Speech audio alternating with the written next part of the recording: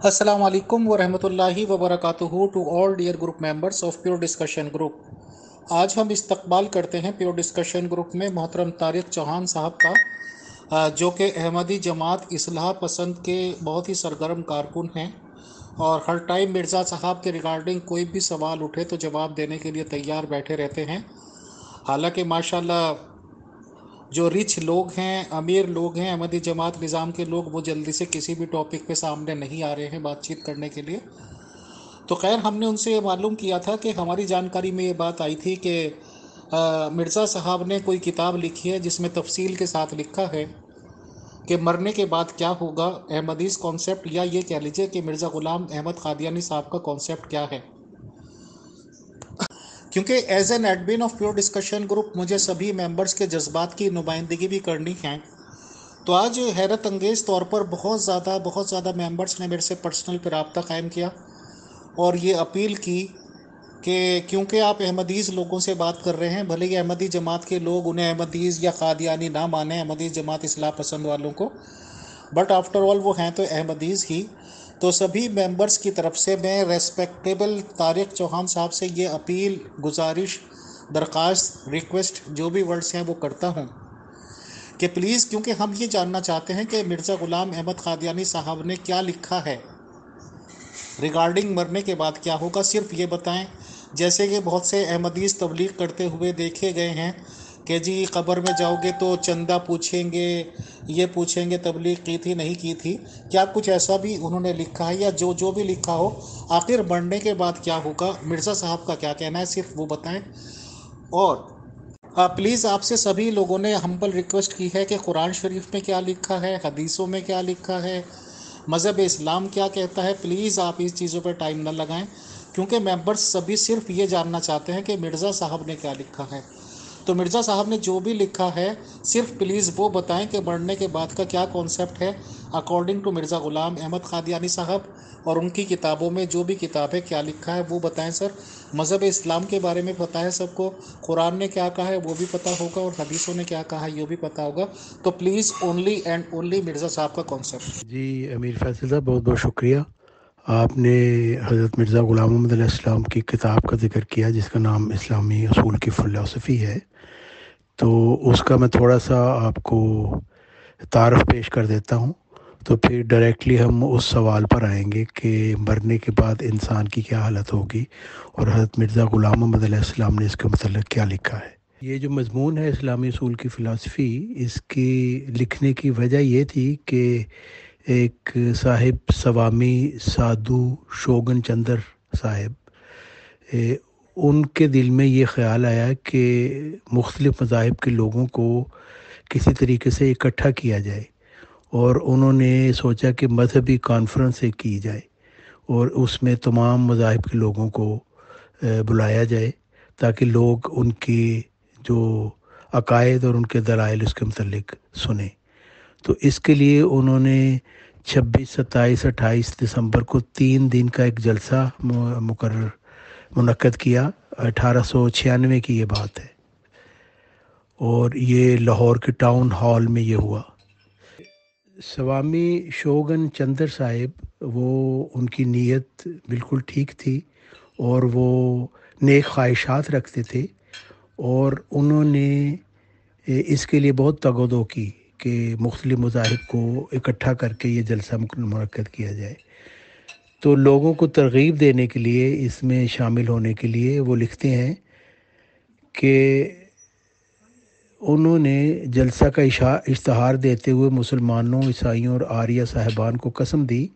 कि उनके नामी उलमा ज़रूर इस जलसा में अपने अपने मज़हब की खूबियाँ बयान फरमाए, और लिखा कि जो जलसा आज़म मज़ाहिब का बामुकाम लाहौर टाउन हॉल करार पाया है, उसकी अगराज़ यही है कि सच्चे मज़हब के कमालात और ख़ूबियाँ एक आम मजमा मुहज़्ज़बीन में दाखिल होकर उसकी मोहब्बत दिलों में बैठ जाए और उसके दलाइल और बराहीन को लोग बखूबी समझ लें, और इस तरह हर एक मज़हब के बुज़ुर्ग वाइस को मौका मिले कि वो अपने मज़हब की सच्चाइयाँ दूसरों के दिलों में बिठा दे, और सुनने वालों को भी ये मौका हासिल हो कि वो इन सब बुज़ुर्गों के मजमा में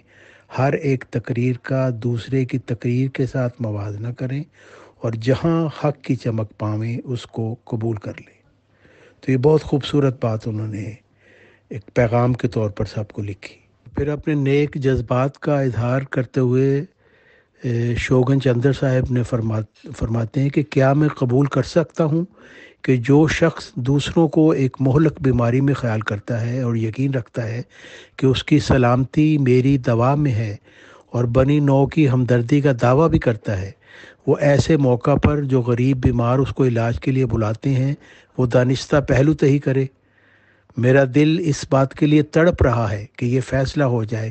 کہ کون سا مذہب در حقیقت سچائیوں اور صداقتوں سے بھرا ہوا ہے، اور میرے پاس وہ الفاظ نہیں جن کے ذریعہ میں اپنے اس سچے جوش کو بیان کر سکوں۔ جناب سوامی شوگن چندر صاحب نے اس موقع پر 5 سوال سب کے سامنے رکھے، اور ان کا یہ مقصد ہے کہ ہر شخص جو کسی بھی مذہب سے تعلق رکھتا ہے ان 5 سوالوں کے جواب دے، اور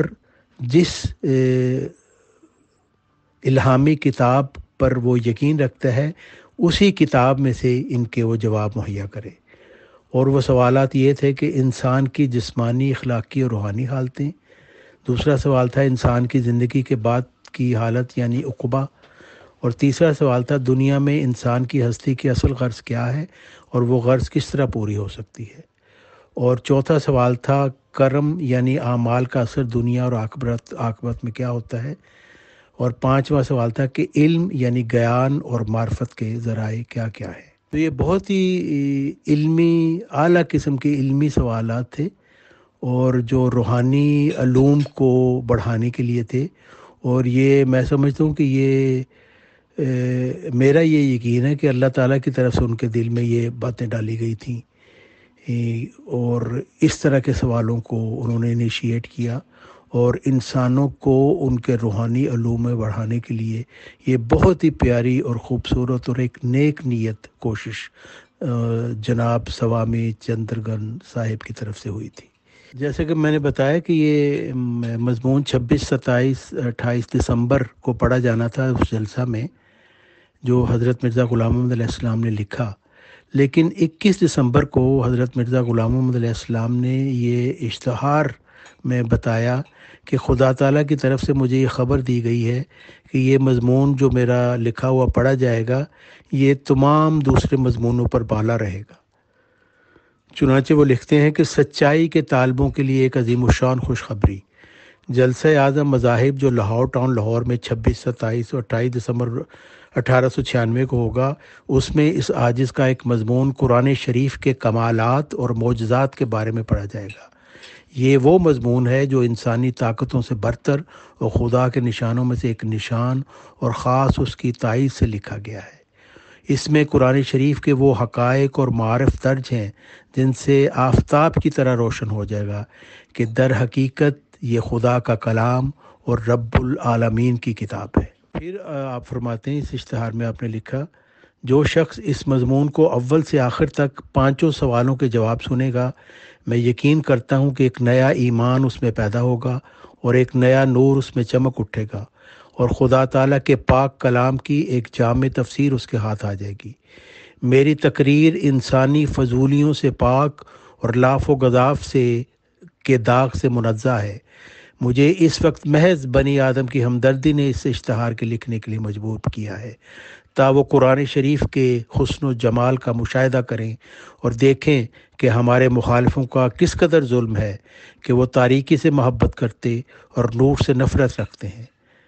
پھر آپ لکھتے ہیں کہ مجھے خدائے علیم نے الہام سے مطلع فرمایا ہے کہ یہ وہ مضمون ہے جو سب پر غالب آئے گا، اور اس میں سچائی اور حکمت اور معرفت کا وہ نور ہے جو دوسری قومیں بشرطے کہ حاضر ہوں اور اس کو اول سے آخر تک سنیں شرمندہ ہو جائیں گی، اور ہرگز قادر نہیں ہوں گی کہ اپنی کتابوں کے یہ کمال دکھلا سکیں، خواہ وہ عیسائی ہوں، خواہ آریہ، خواہ سناتن دھرم والے یا کوئی اور، کیونکہ خدا تعالیٰ نے یہ ارادہ فرمایا ہے کہ اس روز اس پاک کتاب کا جلوہ ظاہر ہو۔ چنانچہ جب یہ مضمون اس جلسہ میں پڑھا گیا تو تمام سامعین نے اور تمام صحافیوں نے، مختلف اخباروں کے جو نمائندہ تھے، سب نے بالاتفاق یہ کہا کہ یہ مضمون بہت ہی خوبصورت ہے اور سب سے اس کو بالا تر مانا۔ اور اس مذہبی کانفرنس کے جو سیکٹری دھن پت رائے BA LLB صاحب تھے، انہوں نے اپنی ایک کتاب رپورٹ جلسہ اعظم مذاہب میں اس تقریر کے متعلق، یعنی اسلامی اصول کی فلسفی جو پڑھ کے سنائی گئی، اس کے متعلق انہوں نے کچھ اس طرح لکھا۔ جناب دھن پت رائے صاحب لکھتے ہیں کہ پنڈت گوردھن داس صاحب کی تقریر کے بعد نصف گھنٹہ کا وقفہ تھا، لیکن چونکہ بعد از وقفہ ایک نامی وکیل اسلام کی طرف سے تقریر کا پیش ہونا تھا، اس لیے اکثر شائقین نے اپنی اپنی جگہ کو نہ چھوڑا۔ 1:30 میں ابھی بہت سا وقت رہتا تھا کہ اسلامیہ کالج کا وسیع مکان جلد جلد بھرنے لگا اور چند ہی منٹوں میں تمام مکان پر ہو گیا۔ اس وقت کوئی 7 اور 8 ہزار کے درمیان مجمع تھا۔ مختلف مذاہب و ملل اور مختلف سوسائٹیوں کے معتدبے اور ذی علم آدمی موجود تھے۔ اگرچہ کرسیاں اور میزیں اور فرش نہایت ہی وسعت کے ساتھ مہیا کیا گیا تھا، لیکن صدہا آدمیوں کو کھڑا ہونے کے سوا اور کچھ نہ بن پڑا، اور ان کھڑے ہوئے شائقینوں میں بڑے بڑے رؤسا عمائد پنجاب، علماء، فضلاء، بیرسٹر، وکیل، پروفیسر، ایکسٹرا اسسٹنٹ، ڈاکٹر، غرض کے اعلیٰ طبقہ کے مختلف برانچوں کے ہر قسم کے آدمی موجود تھے، اور ان لوگوں کے اس طرح جمع ہو جانے اور نہایت صبر و تحمل کے ساتھ جوش سے برابر 4-5 گھنٹہ اس وقت ایک ٹانگ پر کھڑا رہنے سے صاف ظاہر ہوتا تھا کہ ان زیجا لوگوں کو کہاں تک اس مقدس تحریک سے ہمدردی تھی۔ جی تو بہرحال میں اب اس سوال کی طرف آتا ہوں جو آج کا سوال ہے۔ میں نے یہاں پہ وہ جو کتاب ہے پوری لگا دی ہے، اور اگر کوئی سامع وہ 5 سوالوں کے جواب پڑھنا چاہتے ہیں تو وہ اس کتاب میں خود پڑھ سکتے ہیں۔ تو اب میں اس سوال کی طرف آتا ہوں کہ حضرت مرزا صاحب نے یہ دوسرا جو سوال تھا کہ انسان کی مرنے کے بعد کیا حالت ہوگی، اس کا کیا جواب دیا۔ مرزا غلام محمد علیہ السلام فرماتے ہیں کہ موت کے بعد جو کچھ انسان کی حالت ہوتی ہے، در حقیقت وہ کوئی نئی حالت نہیں ہوتی، بلکہ وہی دنیا کی زندگی کی حالتیں زیادہ صفائی سے کھل جاتی ہیں، اور جو کچھ انسان کے عقائد اور اعمال کی کیفیت صالحہ یا غیر صالحہ ہوتی ہے وہ کھل کر دکھائی دیتی ہے۔ اس کی مثال حضرت مرزا صاحب نے خواب کی کیفیت سے دی ہے کہ انسان کے بدن پر جس قسم کے مواد غالب ہوتے ہیں، عالم خواب میں اسی قسم کی جسمانی حالتیں نظر آتی ہیں۔ یعنی جیسے انسان کو بہت تیز بخار اگر چڑھنے والا ہوتا ہے تو خواب میں اس کو اکثر آگ اور آگ کے شعلے نظر آتے ہیں، اور اگر اس کو سخت زکام اور بلغم کی تکلیف ہو تو وہ انسان اپنے آپ کو دیکھتا ہے جیسے کہ وہ پانی کے اندر موجود ہے۔ تو جس طرح کی بیماریوں کے لیے بدن نے تیاری کی ہو، وہ کیفیتیں تمثل کے طور پر خواب میں نظر آ جاتی ہیں۔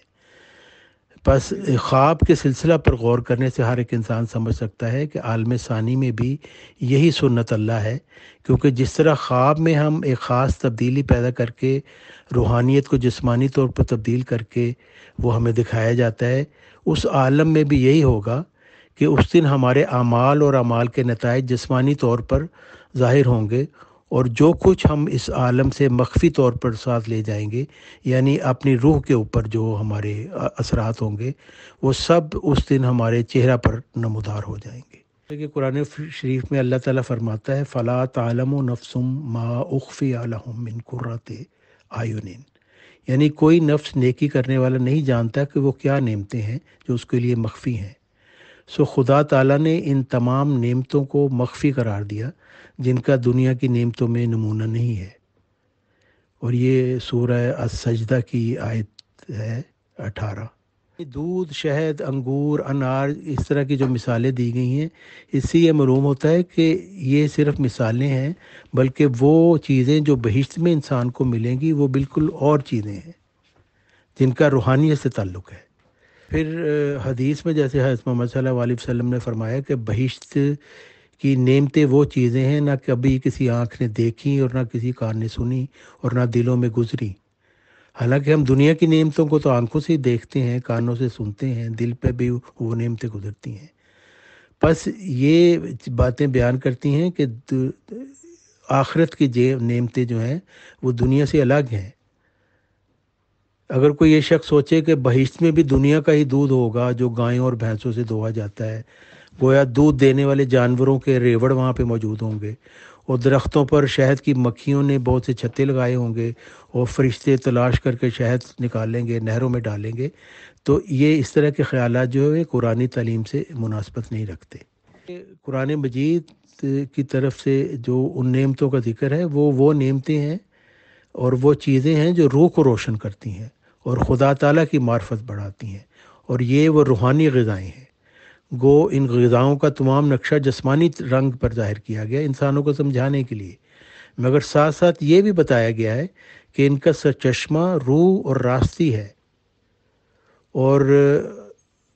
کئی لوگ یہ سمجھتے ہیں کہ قرآن مجید میں فرمایا گیا ہے کہ وہ نعمتیں اس طرح کی ہوں گی کہ جنتی لوگ ان کو پہچان لیں گے کہ یہ تو ہمیں پہلے بھی ملی ہیں، جیسا کہ سورہ بقرہ کی آیت 36 میں اللہ تعالیٰ فرماتا ہے. وہ لوگ ایمان لانے والے اور اچھے کام کرنے والے ہیں جن میں ذرا فساد نہیں، ان کو خوشخبری دے کہ وہ اس بہشت کے وارث ہیں جس کے نیچے نہریں بہتی ہیں. جب وہ عالم آخرت میں ان درختوں کے ان پھلوں میں سے جو دنیا کی زندگی میں ہی ان کو مل چکے تھے پائیں گے تو کہیں گے کہ یہ تو وہ پھل ہیں جو ہمیں پہلے ہی دیے گئے تھے، کیونکہ وہ ان پھلوں کو ان پہلے پھلوں سے مشابہ پائیں گے. اس میں اللہ تعالیٰ کا یہ فرمانا ہے کہ جو لوگ ایمان لائے اور اعمال صالحہ کیے انہوں نے اپنے ہاتھ سے ایک بہشت بنایا ہے، اور وہ بہشت جو ہے جو اس جسمانی چیزوں سے علیحدہ ہے، اس کی جو نوما ہے، اور جس کے اس بہشت کے درخت ایمان اور جس کی نہریں اعمال صالحہ ہیں، اور اسی بہشت کا وہ آئندہ بھی پھل کھائیں گے، اور وہ پھل زیادہ نمایاں اور شیریں ہوگا.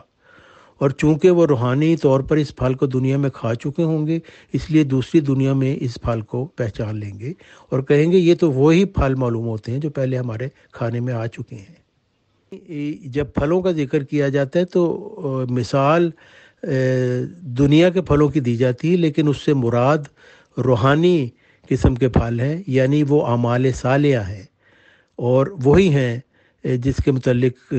وہ روحانی درخت ہیں اور جن کے نیچے نہریں بہتی ہیں، وہ اعمال صالحہ کی نہریں ہیں. پھر آپ فرماتے ہیں کہ یاد رکھنا چاہیے کہ باخدا آدمی دنیا میں سے نہیں ہوتا، اس لیے تو دنیا اس سے بغض رکھتی ہے، بلکہ وہ آسمان سے ہوتا ہے، اس لیے آسمانی نعمت اس کو ملتی ہے. دنیا کا آدمی دنیا کی نعمتیں پاتا ہے اور آسمان کا آسمانی نعمتیں حاصل کرتا ہے. یہ بالکل سچ ہے کہ وہ نعمتیں دنیا کے کانوں اور دنیا کے دلوں اور دنیا کی آنکھوں سے چھپائی گئیں،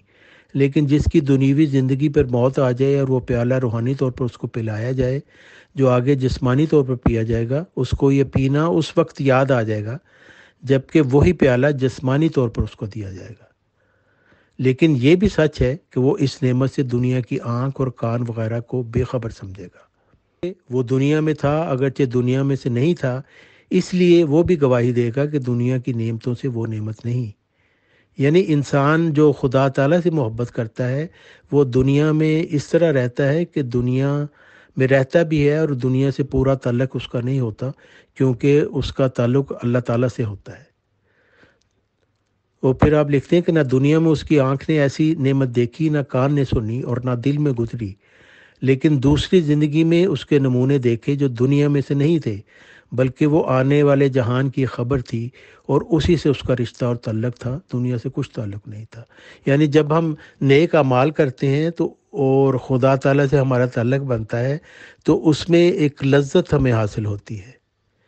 اور یہ وہ لذت ہے جو ہمارے روح کے اوپر اپنے نشان چھوڑ دیتی ہے، اور یہی وہ پھل ہیں جو بعد میں جب کہ جسم ادھر آ جائے گا اور روح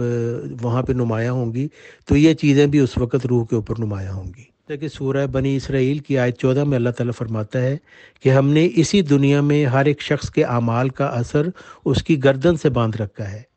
اور انہیں پوشیدہ اثروں کو ہم قیامت کے دن ظاہر کر دیں گے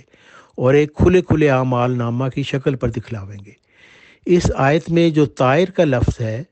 یعنی پرندے کا، تو اس سے واضح ہو کہ پرندہ کو استعارہ کے طور پر اس سے مراد عمل لیا گیا ہے، یعنی پرندہ سے مراد انسانی عمل ہے، کیونکہ ہر ایک عمل نیک ہو یا بد ہو وہ وقوع کے بعد پرندہ کی طرح پرواز کر جاتا ہے، اور مشقت یا لذت اس کی کالعدم ہو جاتی ہے، اور دل پر اس کی کثافت یا لطافت باقی رہ جاتی ہے۔ یعنی انسانی عمل ہے، وہ تو عمل جب ختم ہو جاتا ہے تو وہ عمل، اس کا اثر جو ہے وہ رہ جاتا ہے، عمل تو ختم ہو جاتا ہے، لیکن اس کا بد اثر یا اچھا اثر جو وہ رہ جاتا ہے، وہ اثر ہماری روح کے اوپر ہوتا ہے، اور وہی اثر جو ہے وہ جب ہماری روح سامنے آئے گی تو پھر وہی اثر جو ہے وہ نظر بھی آئے گا۔ فرماتے ہیں کہ یہ قرآنی اصول ہے کہ ہر ایک عمل پوشیدہ طور پر اپنے نقوش جماتا رہتا ہے۔ جس طور کا انسان کا فعل ہوتا ہے اس کے مناسب حال ایک خدا تعالیٰ کا فعل صادر ہوتا ہے، اور وہ فعل اس گناہ کو یا اس کی نیکی کو ضائع ہونے نہیں دیتا، بلکہ اس کے نقوش دل پر، منہ پر، آنکھوں پر، کانوں پر، ہاتھوں پر، پیروں پر لکھے جاتے ہیں، اور یہی پوشیدہ طور پر ایک اعمال نامہ ہے جو دوسری زندگی میں کھلے طور پر ظاہر ہو جائے گا۔ یعنی جب انسان کو نیک عمل کرتا ہے تو اللہ تعالیٰ کی طرف سے ایک فعل اس کا صادر ہوتا ہے کہ اللہ تعالیٰ اس نیک عمل کے اثرات کو انسانی روح پر محفوظ کر دیتا ہے، اور یہی وہ اثر ہے، نیک اثر، جو اس روح کے اوپر پھر نمودار ہو جاتا ہے جب انسان مرنے کے بعد نئی روحانی زندگی پاتا ہے۔ جیسے کہ سورہ الحدید میں آیت 13 میں اللہ تعالیٰ فرماتا ہے کہ اس دن بھی ایمانی نور جو پوشیدہ طور پر مومنوں کو حاصل ہے کھلے کھلے طور پر ان کے آگے اور ان کے دانے ہاتھ دوڑتا نظر آئے گا۔ یعنی خدا تعالیٰ کی طرف سے ان کو ایک نور عطا کیا جائے گا جس کی روشنی میں وہ پھر آگے سے آگے بڑھتے چلے جائیں گے، لیکن یہ ان لوگوں کے لیے ہے جو مومنین ہیں اور اللہ تعالیٰ سے محبت انہوں نے کی اور خدا تعالیٰ کی محبت کو پانے میں کامیاب ہو گئے۔ آیت کریمہ میں اللہ تعالیٰ نے علم کی بھی 3 قسمیں بیان کر دی ہیں، یعنی علم الیقین، عین الیقین یا اور حق الیقین۔ اور اس کی مثال ایسا ہے کہ جیسے انسان دور سے کہیں دھواں دیکھتا ہے تو وہ اس کا ذہن یہ سوچتا ہے کہ ضرور یہاں پہ آگ ہوگی، لیکن وہ آگ کو دیکھتا نہیں، صرف دھوئیں کو دیکھتا ہے، اور اسے ایک علم الیقین حاصل ہوتا ہے۔ پھر جب وہ قریب جاتا ہے تو وہ آگ کے شعلے بھی دیکھتا ہے، تو پھر اس کو عین الیقین حاصل ہو جاتا ہے، اور پھر جب اس سے اور قریب جاتا ہے تو آگ کی تپش بھی اس کو محسوس ہوتی ہے، تو پھر اس کو حق الیقین حاصل ہو جاتا ہے۔ تو اللہ تعالیٰ فرماتا ہے کہ جہنم کے وجود کا علم الیقین تو اسی دنیا میں ہو سکتا ہے۔ مختلف قسم کے جو آدمی ایکسپیرینس کرتا ہے اس سے اس کو پتہ چل سکتا ہے کہ جہنم کا وجود ہے، اور عالم برزخ میں اس کو عین الیقین حاصل ہوگا، اور پھر عالم حشر میں جب انسانوں روحوں کو اٹھایا جائے گا اس کو پھر حق الیقین حاصل ہو جائے گا کہ واقعی وہ جو کہا گیا تھا وہ بالکل سچ تھا، اور آج میں اپنی آنکھوں کے سامنے اسے دیکھ رہا ہوں۔ حضرت مرزا غلام احمد علیہ السلام لکھتے ہیں کہ قرآن مجید نے 3 عالموں کا ذکر کیا ہے، اور پہلا عالم یا پہلی جو پہلا عالم ہے جو قرآن مجید جس کا ذکر کرتا ہے اس کو عالم کسب یا نشائے اولا کہہ سکتے ہیں، جس میں انسان کو اعمال کرنے کی صلاحیت ہے، چاہے اچھے اعمال کرے چاہے برے اعمال کرے، اور اس کو نشائے اولا بھی کہا جا سکتا ہے کہ یہ اس کی ایک طرح کی پہلی پیدائش ہے۔ اور دوسرا عالم جس کا قرآن مجید نے ذکر کیا ہے اس کو برزخ کہتے ہیں، اور یہ ایک درمیانی عالم ہے، یعنی انسان کے مرنے کے بعد جو اس کی روح کی جو کیفیت ہوگی وہ، اور اس کے بعد جب وہ سب روحوں کو اٹھایا جائے گا اس کے درمیان کا یہ پیریڈ ہے۔ اور برزخ جو ہے وہ عربی کا لفظ ہے جس کا مرکب ہے زخ اور بر، اور جس کے معنی یہ ہیں کہ طریق کسب کسب اعمال ختم ہو گیا اور مخفی حالت میں پڑ گیا۔ یعنی برزخ وہ حالت ہے کہ جہاں انسان کو اس کے اعمال کی قوت جاتی رہتی ہے اور وہ نہ اچھا عمل کر سکتا ہے نہ برا عمل کر سکتا ہے۔ اس کے متعلق حضرت مرزا غلام محمد علیہ السلام فرماتے ہیں کہ برزخ کی حالت وہ حالت ہے کہ جب یہ ناپائیدار ترکیب انسانی تفرق پذیر ہو جاتی ہے، یعنی روح اور جسم الگ الگ ہو جاتے ہیں۔ اور جیسا کہ دیکھا گیا ہے کہ جسم کسی گڑھے میں ڈال دیا جاتا ہے، یعنی قبر جس کو ہم کہتے ہیں، اور روح بھی اسی طرح ایک قسم کے گڑھے میں پڑ جاتی ہے جس پر لفظ زخ کا دلالت کرتا ہے، کیونکہ وہ افعال کسب خیر یا شر پر قادر نہیں ہو سکتی، یعنی اعمال کی قوت برے یا اچھے کی انسان سے جاتی رہتی ہے، اور جسم کے تعلقات اس سے صادر نہیں ہو سکتے، یعنی روح اور جسم کا حصہ وہ کٹ جاتا ہے۔ تو یہ ظاہر ہے کہ ہماری روح کی عمدہ صحت جسم پر موقوف ہے۔ دماغ کے ایک خاص حصہ پر چوٹ لگنے سے حافظہ جاتا رہتا ہے اور دوسرے حصہ پر آفت پہنچنے سے قوت متفکرہ رخصت ہو جاتی، یعنی سوچنے سمجھنے کی صلاحیت جاتی رہتی ہے اور تمام ہوش و حواس رخصت ہو جاتے ہیں۔ دماغ میں اب کسی کا قسم کا تشنج ہو جائے یا ورم پیدا ہو یا خون یا کوئی اور مادہ ٹھہر جائے یا کوئی زہریلا مادہ ایسا ہو جس کی وجہ سے غشی یا مرگی یا سکتہ مان لاحق کے حال ہو جاتا ہے۔ پس حضرت مرزا غلام محمد علیہ السلام فرماتے ہیں کہ ہمارا قدیم کا تجربہ ہمیں یقینی طور پر سکھلاتا ہے کہ ہماری روح بغیر تعلق کے جسم کے بالکل نکمی ہے۔ سو یہ بات بالکل باطل ہے کہ ہم ایسا خیال کریں کہ کسی وقت ہماری روح جسم کے ساتھ نہیں ہے کسی خوشحالی کو پا سکتی ہے۔ یعنی حضرت مرزا غلام محمد علیہ السلام یہ فرماتے ہیں کہ روح جو ہے وہ جسم کے بغیر زندہ نہیں رہ سکتی، اس لیے جب یہ جسم جو ہے ہمارا یہاں پہ رہ جاتا ہے، جب ہماری وفات ہو جاتی ہے تو ہماری روح پھر اس جسم سے آزاد ہو کر اس کو ایک حالت برزخ میں ایک نیا جسم دیا جاتا ہے، کیونکہ روح جسم کے بغیر رہ نہیں سکتی، لیکن وہ جسم اور طرح کا جسم ہے اور اس جسمانی جو ہمیں دنیا میں جسم ملتا ہے اس سے وہ بہت الگ قسم کا ہے۔ پھر آپ لکھتے ہیں کہ گو موت کے بعد یہ فانی جسم روح سے الگ ہو جاتا ہے،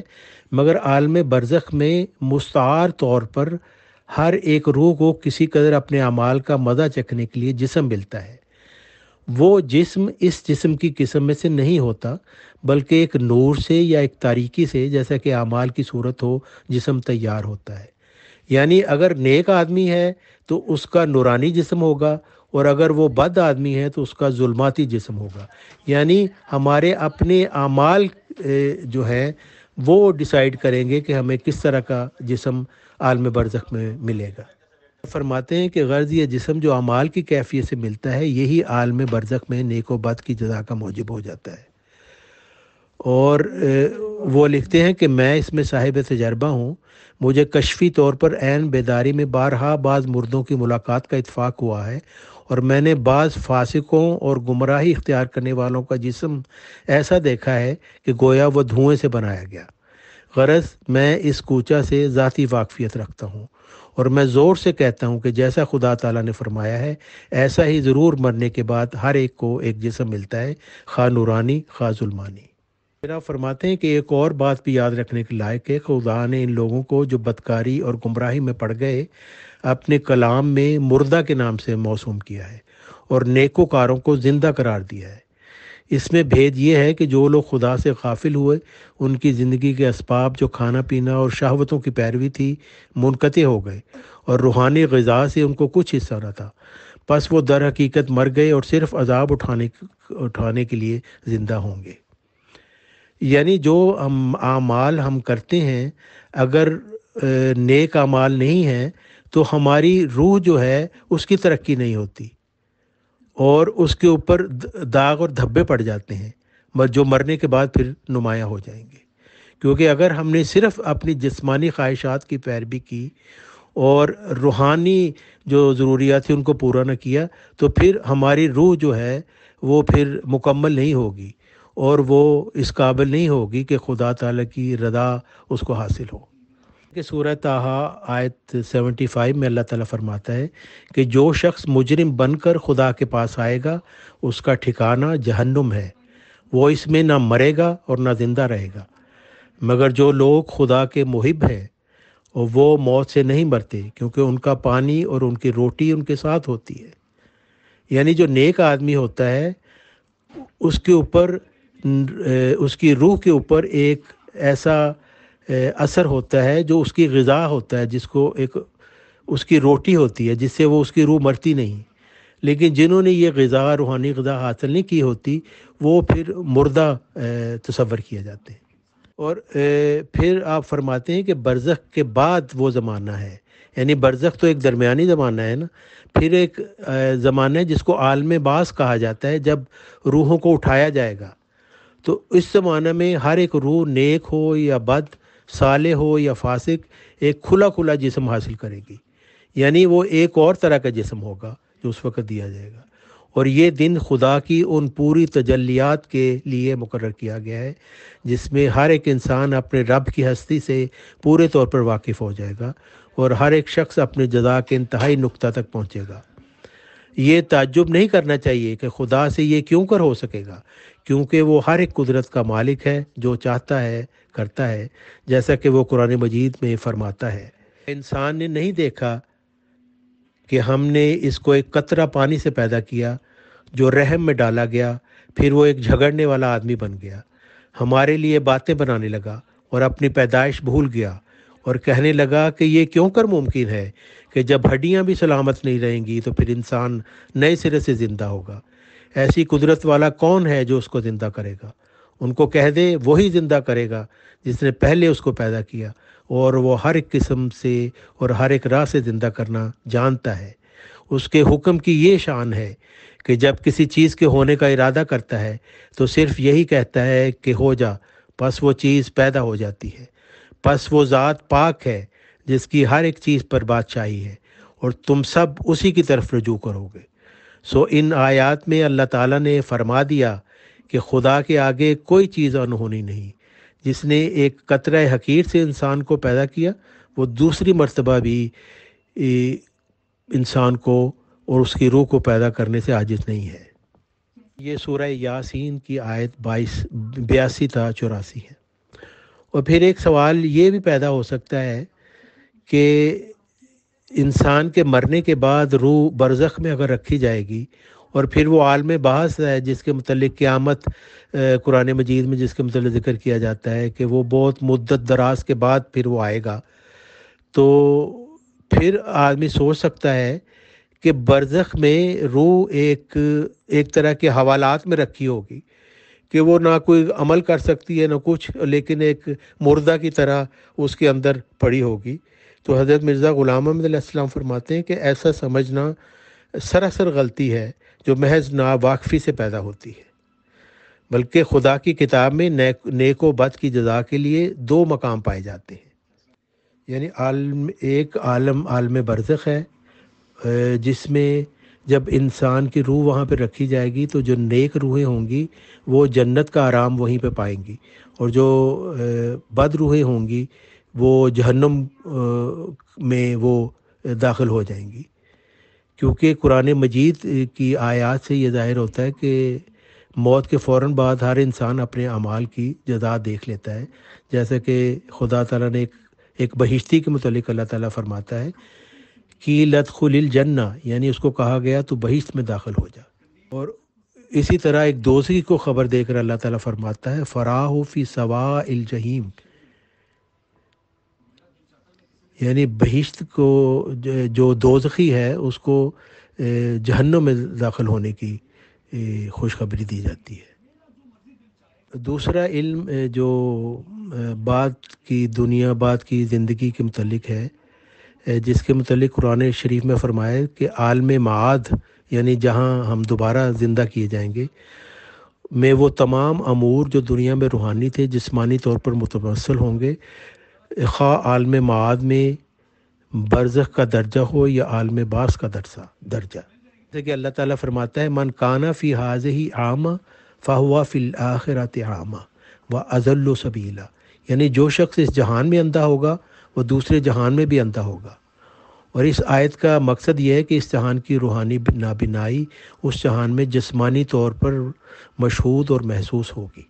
پر سورہ الحاقہ میں اللہ تعالیٰ فرماتا ہے کہ اللہ تعالیٰ فرمائے گا اس جہنمی کو پکڑو، اس کی گردن میں توق ڈالو، پھر دوزخ میں اس کو جلاؤ، پھر ایسی زنجیر میں جو پیمائش میں 70 گز ہے اس کو داخل کرو۔ اور حضرت مرزا غلام محمد علیہ السلام فرماتے ہیں کہ جاننا چاہیے کہ ان آیات میں ظاہر فرمایا ہے کہ دنیا کا روحانی عذاب عالم معاد میں جسمانی طور پر نمودار ہوگا،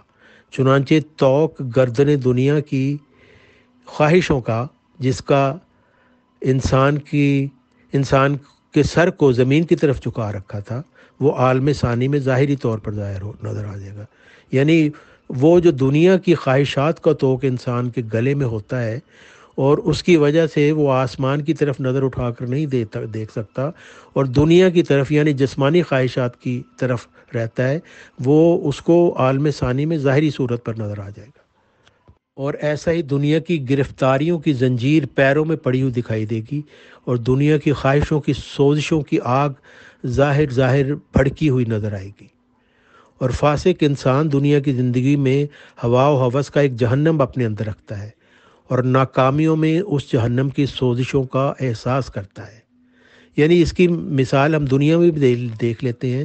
کہ جب ہمیں کامیابی ملتی ہے تو ہم بہت خوش ہوتے ہیں، جب ناکامی ملتی ہے تو ہم بہت غمگین ہوتے ہیں، دکھی ہوتے ہیں، تو ایک طرح کی جہنم کی سوزش کا احساس ہم کرتے ہیں۔ بس جب کہ اپنی فانی شہوات سے دور ڈالا جائے گا اور ہمیشہ کی نا امیدی طاری ہوگی تو خدا تعالیٰ ان حسرتوں کو جسمانی آگ کے طور پر اس پر ظاہر کرے گا۔ یعنی جو شخص جسمانی خواہشات کی تکمیل میں ہر وقت لگا رہا، جب وہ نہیں یہ کر سکے گا تو پھر اس کے اندر ایک طرح کا ڈپریشن ہوگا اور حسرتوں کی جسمانی آگ، جو اس طرح کی نا امیدی جو اس کے اندر پیدا ہوگی، اس کو حسرتوں کی جسمانی آگ کے طور پر ظاہر کر دیا جائے گا۔ پھر فرمایا سورہ سبا میں کہ وَحِیلَ بَیْنَهُمْ وَبَیْنَ مَا یشتہون، یعنی ان میں اور ان کی خواہشوں کی چیزوں میں جدائی ڈال دی جائے گی، اور یہی جو ہے یہی عذاب کی جڑ ہے۔ یعنی ہم دنیا کی خواہشوں سے اتنی محبت کرتے ہیں، جب وہ ان سے جدا ہوتی ہے تو ہم ایک عذاب میں مبتلا ہو جاتے ہیں۔ لیکن جو ایک مومن شخص ہے وہ ہر وقت یہ جانتا ہے کہ یہ دنیا کی جو چیزیں یہیں پہ رہ جانی ہے اور میری روح نے آگے جانا ہے، تو اس لیے اس کو ہر وقت اپنی روح کی ترقی کی فکر رہتی ہے۔ لیکن جو شخص خدا تعالیٰ سے دور ہوتا ہے وہ صرف جسمانی خواہشات کے پیچھے پھرتا ہے، اور جب ایک وقت آ جاتا ہے کہ اس کی جسمانی خواہشات اس سے دور کی جاتی ہیں تو یہ اس کے لیے ایک عذاب کی طرح کا موقع ہو جاتا ہے۔ پھر یہ جو 70 گز کی زنجیر بتائی گئی ہے، اس کے متعلق حضرت مرزا غلام محمد علیہ السلام فرماتے ہیں کہ اس بات کی طرف اشارہ ہے کہ ایک فاسق بسا اوقات 70 برس کی عمر پا لیتا ہے، بلکہ کئی دفعہ اس دنیا میں اس کو ایسے 70 برس بھی ملتے ہیں کہ خرد سالی کی عمر اور پیر فرتوت ہونے کی عمر الگ کر کے پھر اس قدر صاف اور خالص حصہ عمر کا اس کو ملتا ہے جو عقل مندی اور محنت اور کام کے لائق ہوتا ہے۔ یعنی انسان کی زندگی میں آپ سمجھ سکتے ہیں کہ 70 سال کی زندگی زیادہ سے زیادہ انسان کو ایسی ملتی ہے جس میں اس کے قوا کام کر رہے ہوتے ہیں، ذہن کام کر رہا ہوتا ہے، اور اللہ تعالیٰ فرماتا ہے کہ وہی 70 برس جو اس نے گرفتاری کی دنیا میں گزارے تھے، یعنی انسان جسمانی خواہشات کو پورے کرنے میں، وہ عالم معاد میں ایک زنجیر کی طرح متمثل ہو جائیں گے جو 70 گز کی ہوگی۔ یعنی ہر سال کے بدلے میں ایک زنجیر اس کو ملے گی جو 70 گز کی تک پہنچ جائے گی۔ اللہ تعالیٰ کسی کو عذاب نہیں دینا چاہتا، بلکہ اللہ تعالیٰ عذاب سے بچانا چاہتا ہے، اور اس لیے اپنے نبیوں کو بھیجتا ہے جو انسانوں سے دکھ اٹھاتے ہیں، لیکن ان کو آگے کی دنیا کی طرف ان کو توجہ دلاتے ہیں کہ اپنی روح کے لیے بھی کچھ کر لو، صرف جسمانی خواہشات کے پیچھے نہ بھاگو، کیونکہ اللہ تعالیٰ انسان کو اس مصیبت سے بچانا چاہتا ہے، اور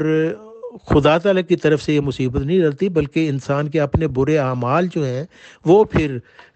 جب روح اگلے جہان میں ہوتی ہے زندہ تو اس کے سامنے وہی اعمال اس کے سامنے رکھ دیے جاتے ہیں۔ سورہ مرسلات میں آیت 31-32 میں اللہ تعالیٰ فرماتا ہے کہ اے بدکارو گمراہو، سہ گوشہ سایہ کی طرف چلو جس کی 3 شاخیں ہیں، جو سایہ کا کام نہیں دے سکتی اور نہ گرمی سے بچا سکتی ہیں۔ اس آیت میں 3 شاخوں سے مراد انسان کی تینوں قوتوں، اخلاقی رنگ کی مختلف قوتیں ہیں، اور جو لوگ ان میں میانہ روی اختیار نہیں کرتے ان کی یہ قوتیں قیامت میں اس طرح پر نمودار کی جائیں گی گویا 3 شاخیں بغیر پتوں کے کھڑی ہیں اور گرمی سے بچا نہیں سکتی اور وہ گرمی سے جلیں گے۔ پس ایسا ہی خدا تعالیٰ اپنی سنت کے اظہار کے لیے بشتیوں کے متعلق فرماتا ہے۔ اللہ تعالیٰ سورہ آل عمران میں فرماتا ہے کہ یعنی اس دن بعض منہ سیاہ ہو جائیں گے اور بعض سفید اور نورانی ہو جائیں گے۔ اور پھر اللہ تعالیٰ فرماتا ہے کہ وہ بہشت جو پرہیزگاروں کو دی جائے گی اس کی مثال یہ ہے کہ جیسے ایک باغ ہے، اس میں اس پانی کی نہریں ہیں جو کبھی متفر نہیں ہوتا، اور نیز اس میں دودھ کی نہریں ہیں جس کا کبھی مزہ نہیں بدلتا، نیز اس میں اس شراب کی نہریں ہیں جو سراسر سرور بخش ہے جس کے ساتھ خمار نہیں، نیز اس میں شہد کی نہریں ہیں جو نہایت صاف ہے جس کے ساتھ کوئی کثافت نہیں۔ اس جگہ صاف طور پر فرمایا کہ اس بہشت کو مثالی طور پر یوں سمجھ لو کہ ان تمام چیزوں کی اس میں ناپیدا کنار نہریں ہیں۔ وہ زندگی کا پانی جو عارف دنیا میں روحانی طور پر پیتا ہے اس میں ظاہری طور پر موجود ہے، اور وہ روحانی دودھ جس سے وہ شیرخوار بچہ کی طرح روحانی طور پر دنیا میں پرورش پاتا ہے بہشت میں ظاہر دکھائی دے گا، اور وہ خدا کی محبت کی شراب جس میں وہ دنیا میں روحانی طور پر ہمیشہ مست رہتا ہے وہی اس کو پلائی جائے گی۔ سورہ محمد آیت 16 صلی اللہ علیہ وسلم۔ سورہ تحریم کی آیت 9 میں یہ فرمایا گیا ہے کہ مومنین یہ کہیں گے کہ اے اللہ تعالیٰ ہمارے نور کو کمال تک پہنچا، اور یہ ترقیات غیر متناہیہ کی طرف اشارہ ہے، یعنی ایک کمال نورانیت کا انہیں حاصل ہوگا، اور پھر دوسرا کمال نظر آئے گا، اس کو دیکھ کر پہلے کمال کو ناقص پائیں گے، پس کمال ثانی کے حصول کے لیے التجا کریں گے۔ یعنی وہ نور جو مومنوں کو دیا جائے گا اللہ تعالیٰ کی طرف سے، اس کی مثال ایسے ہے کہ جیسے ایک اندھیرے جنگل میں آپ جا رہے ہیں اور آپ کے ہاتھ میں ایک لالٹین ہے، اور لالٹین جتنا حصہ روشن کرتی ہے وہاں پہ آپ دیکھتے ہیں کہ یہاں پہ تو پہلے سے بھی زیادہ بہتر چیزیں ہیں، پھر آپ ان کی تمنا کریں گے، پھر اور آگے جائیں گے تو اس سے بھی زیادہ بہتر چیز نظر آئے گی تو آپ اس کی تمنا کریں گے۔ تو یہ ایک لامتناہی سلسلہ ہے جو انسان کی روحانی ترقی کا ہے، جو ہمیشہ جاری رہے گا۔ پھر اس میں فرمایا کہ وہ مومنین اپنی مغفرت چاہیں گے، تو کوئی سوال یہ کر سکتا ہے کہ جب بہشت میں داخل ہو گئے تو پھر مغفرت میں کیا کسر رہ گئی، اور جب گناہ بخشے گئے تو پھر استغفار کی کون سی حاجت رہ گئی؟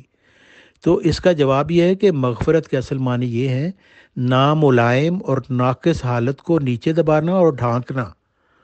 سو بہشتی اس بات کی خواہش کریں گے کہ کمال تام حاصل کریں گے، یعنی ایک مکمل کمال، اور سراسر نور میں غرق ہو جائیں، اور وہ دوسری حالت کو دیکھ کر پہلی حالت کو ناقص پائیں گے، بس چاہیں گے کہ پہلی حالت نیچے دبائی جائے، پھر تیسرے کمال کو دیکھ کر یہ آرزو کریں گے کہ دوسرے کمال کی نسبت مغفرت ہو، یعنی وہ حالت ناقصہ نیچے دبائی جائے اور مخفی کی جائے۔ اس طرح غیر متناہی مغفرت کے خواہش مند رہیں گے۔ یہ وہی لفظ مغفرت اور استغفار کا ہے جس کے متعلق بعض نادان حضرت محمد صلی اللہ علیہ وسلم پر اعتراض کرتے ہیں کہ